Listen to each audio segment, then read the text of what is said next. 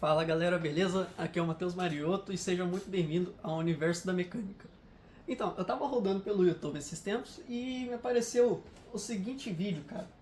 Um vídeo da NASCAR e acontecia o seguinte. Por que que não é recomendado ficar perto das grades de segurança da NASCAR?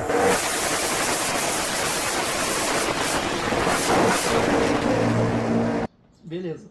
Ali você consegue ver todo mundo grudado perto da grade, né? E os NASCAR passam. A velocidade ali, sei lá, mais ou menos uns 300 a 320 km por hora. Foi me recomendado um vídeo em seguida que era sobre o porquê hoje em dia os carros de NASCAR não capotam. Capota ainda, mas é mais difícil. E era porque hoje em dia eles estão usando aerodinâmica ativa. E me veio a cabeça, por que não falar de aerodinâmica ativa? Já que já tem alguns vídeos aqui falando sobre aerodinâmica, sobre parte de aeronáutica, né? Beleza. E eu me lembrei do primeiro carro que usou aerodinâmica ativa em tudo possível, que foi o Pagani Huayra. Eu peguei esse vídeo aqui só para mostrar de exemplo. Exemplo não, né? Porque é o Pagani Huayra. E qual que é o seguinte?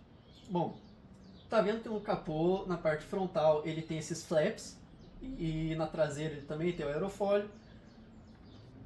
E o carro ele regula a altura, o quanto abre e o quanto fecha.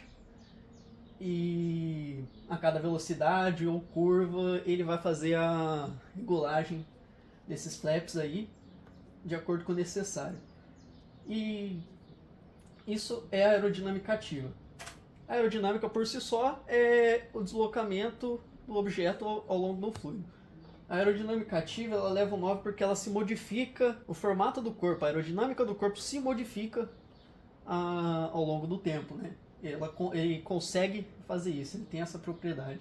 Então, esses carros possuem aerodinâmica ativa. Eu fui ver, NASCAR tem aerodinâmica ativa. Vários carros têm, não nesse nível do Pagani, mas Porsche, Koenigsegg, Bugatti, Ferrari. Eu nunca vi uma Lamborghini com aerodinâmica ativa, posso estar enganado, mas eu creio que não tem Lamborghini com aerodinâmica ativa. Que é, por exemplo, na frenagem, se você tem aquele vídeo da Bugatti Chiron batendo um recorde de velocidade.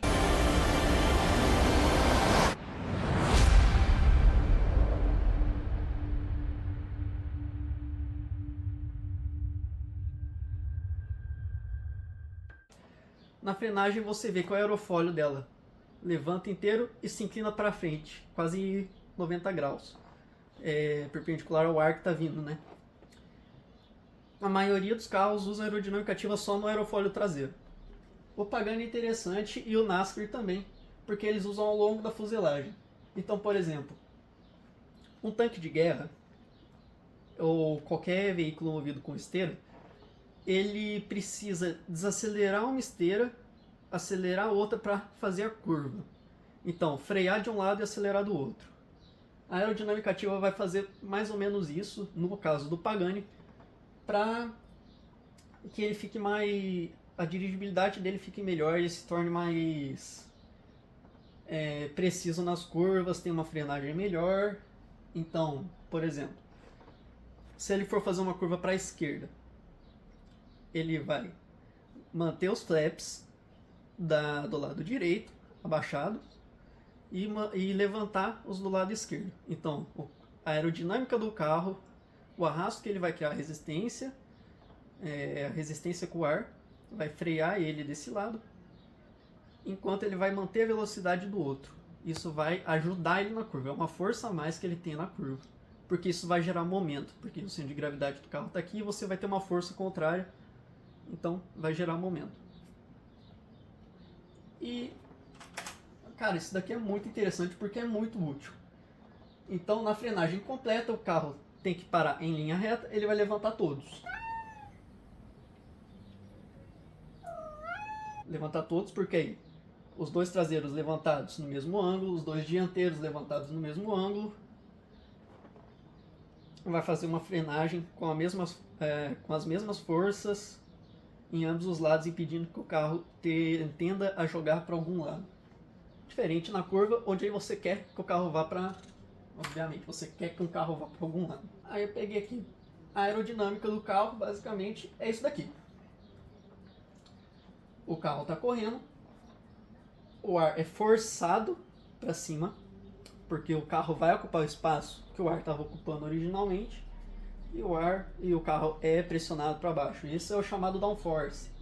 Eu até lembro que quando saiu o primeiro Corvette, o facelift, a nova geração, foi divulgado que ele conseguia gerar quase 1,5 toneladas de downforce. Isso daí é um absurdo, porque, por exemplo, como se o carro estivesse lá próximo da sua velocidade máxima, ele teria um peso equivalente ao peso do próprio carro, mais 1.500 quilos, causados pela pressão do ar, né, sobre o carro. E é causado por essa dobra que acontece aqui. Esse ar ele não quer ir para cima, ele quer manter o fluxo laminar, ele quer continuar indo reto. Mas a geometria força ele para cima e assim o carro empurra o ar para baixo, né? A terceira lei de Newton, ação e reação. Por conta disso, a aerodinâmica ativa ela é um negócio tão interessante. Aqui um exemplo que eu falei. Esse é um Ford GT, o Ford GT novo. Não sei o nome desse modelo exato. Mas eles fazendo o teste dele em túnel de vento. 200 km por hora, simulando o que aconteceria. E... cadê? Aqui. Isso que acontece na frenagem. Você vai gerar mais arrasto para o carro, você vai dificultar a ida dele para frente, você ajuda na frenagem. Arrasto aqui. Para quem não sabe, aqui eu achei esse vídeo aqui do curto motor. É um Rios. E ele mostra aqui o arrasto, drafting. Drafting na realidade é...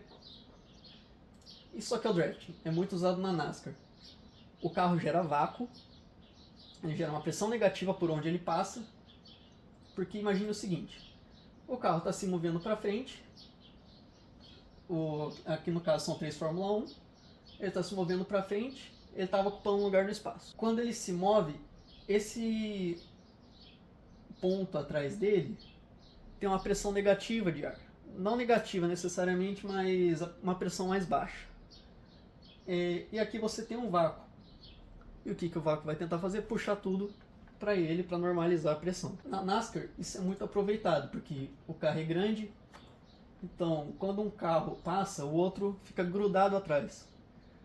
Porque ele vai precisar de menos força, menos potência, até combustível gasta menos.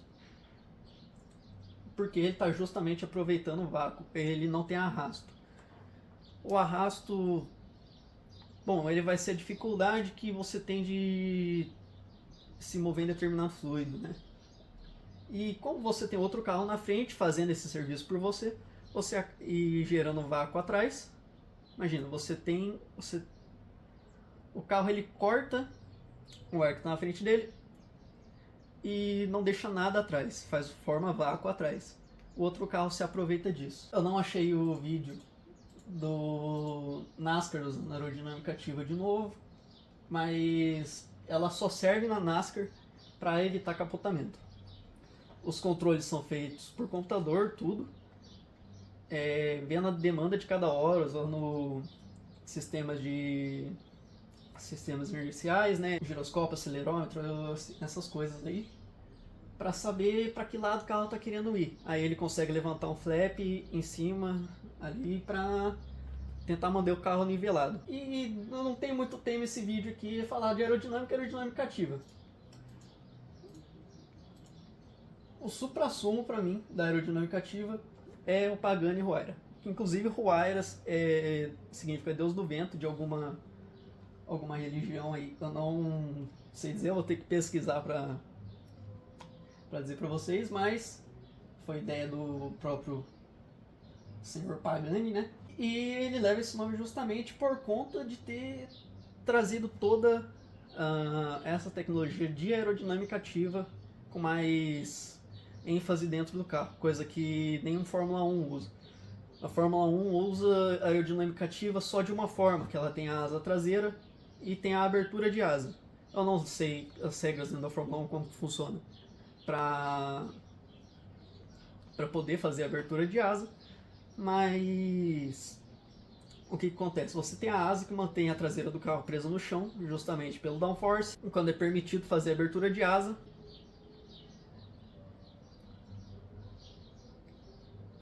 a asa do Fórmula 1 ela é retangular, né? E ela tem uma inclinação para dentro, assim, côncava por toda ela. A abertura de asa vai abrir, literalmente, esse espaço no meio do retângulo e vai diminuir absurdamente o arrasto. E ali o carro vai conseguir... Ele não ganha potência, mas continua com a mesma potência, né? Porém, a dificuldade que ele tem para se movimentar dentro do ar é muito menor. Então aí abre muito espaço para ultrapassagem. Apesar de não parecer muito, a aerodinâmica faz muita diferença em qualquer carro acima de 200 por hora. Tanto que é muito difícil achar carros que passem, vamos falar assim, tranquilamente dos 200 por hora e consigam manter. Porque você precisa de muita força do carro para atuar contra as forças tanto de atrito, quanto do vácuo causado, quanto a resistência do ar, quanto ao arrasto, né, que é o seu vácuo, quanto a resistência do ar. Então o carro tem que perfurar, ele tem que aguentar a pressão negativa que ele está gerando, e o motor dele tem que ser mais forte para conseguir continuar acelerando enquanto essas forças atuam no carro. Então é isso, galera, videozinho simples, deu vontade de fazer aqui. Dê uma procurada aí na aerodinâmica do Pagani, porque é muito interessante, o carro é uma obra de arte. E dá uma olhadinha no vídeo lá que eu falei também da Bugatti, para você ver da Bugatti Chiron, ela quebrando o recorde de velocidade. Ela não detém mais esse recorde, mas é rápido para uma desgraça ainda. E é isso. Espero que você tenha aprendido alguma coisa. Se você não for ver mais nenhum vídeo, espero que não. Feliz Natal, fica bem e até a próxima.